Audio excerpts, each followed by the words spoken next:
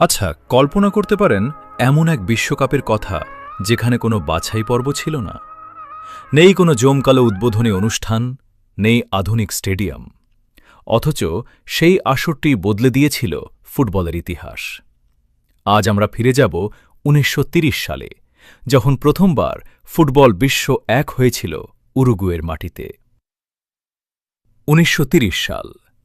সময়টা এখনকার মতো সহজ ছিল না।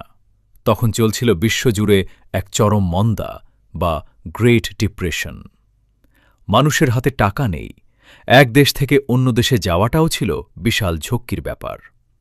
উরুগুয়ে তখন তাদের সংবিধানের ১০০ বছর পূর্তি পালন করছে। ঠিক সেই সময় ফিফা সিদ্ধান্ত নিল উরুগুয়েতেই হবে প্রথম বিশ্বকাপ। কিন্তু সমস্যা দেখা দিল ইউরোপের দেশগুলোকে নিয়ে। দক্ষিণ আমেরিকা যাওয়া তখন সহজ ছিল না। জাহাজে করে কয়েক সপ্তাহের লম্বা সফর, অনেক দেশই রাজি হল না। শেষ পর্যন্ত মাত্র ১৩টি দল নিয়ে শুরু হল এই মহাযজ্ঞ। এর মধ্যে ৭টি দল ছিল দক্ষিণ আমেরিকার, ৪টি ইউরোপের আর ২টি উত্তর আমেরিকার। সব ম্যাচ হয়েছিল উরুগুয়ের রাজধানী মন্টেভিডিওতে। ভাবা যায়, একটা শহর আর কয়েকটা মাঠেই শেষ হয়ে গিয়েছিল পুরো বিশ্বকাপ। ১৩ জুলাই ১৯৩০ শুরু হল মাঠের লড়াই। প্রথম দিন একই সময়ে দুটো ম্যাচ শুরু হয়েছিল। একদিকে ফ্রান্স খেলছিল মেক্সিকোর সাথে, আর অন্যদিকে যুক্তরাষ্ট্র লড়ছিল বেলজিয়ামের বিপক্ষে। ইতিহাসের প্রথম গোলটি করলেন ফ্রান্সের লুজিয়েন লং, আর প্রথম ক্লিন শিট বা কোনো গোল হজম না করার রেকর্ড গড়লেন আমেরিকার গোলকিপার জিমি ডগলাস। লড়াইটা কিন্তু মোটেও সহজ ছিল না। তখনকার দিনে ফুটবল ছিল অনেক বেশি জেদ আর সাহসের খেলা। গ্রুপ পর্ব পেরিয়ে সেমিফাইনালে উঠল আর্জেন্টিনা, উরুগুয়ে, যুক্তরাষ্ট্র আর যুগোস্লাভিয়া। ফাইনালে মুখোমুখি হল দুই চিরপ্রতিদ্বন্দ্বী, আর্জেন্টিনা আর উরুগুয়ে। মন্টেভিডিওর এস্তাদিও সেন্টেনারিও স্টেডিয়ামে তখন তিল ধারণের জায়গা নেই।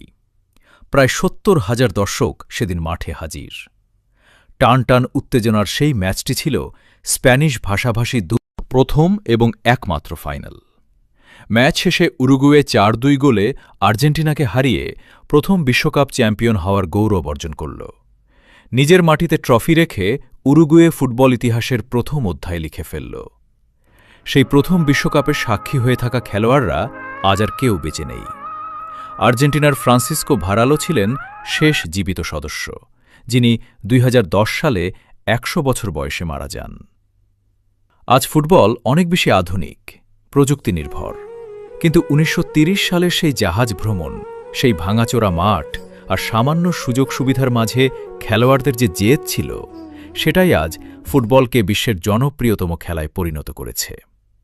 ২০৩০ সালে যখন উরুগুয়ের সেই স্টেডিয়ামে আবার ম্যাচ হবে, তখন আমরা স্মরণ করব সেই ১০০ বছরের পুরনো সোনালি অতীতকে। ১৯৩০ সালের সেই প্রথম বিশ্বকাপের কথা আপনারা কি জানতেন? আর্জেন্টিনা নাকি উরুগুয়ে? আপনার মতে সেই সময় সেরা দল কোনটি ছিল? কমেন্টে আমাদের জানান। পুরনো দিনের এমন সব অজানা ইতিহাস আর সত্য ঘটনা জানতে আমাদের চ্যানেলটি সাবস্ক্রাইব করে রাখুন। দেখা হবে পরের ভিডিওতে। ভালো থাকবেন।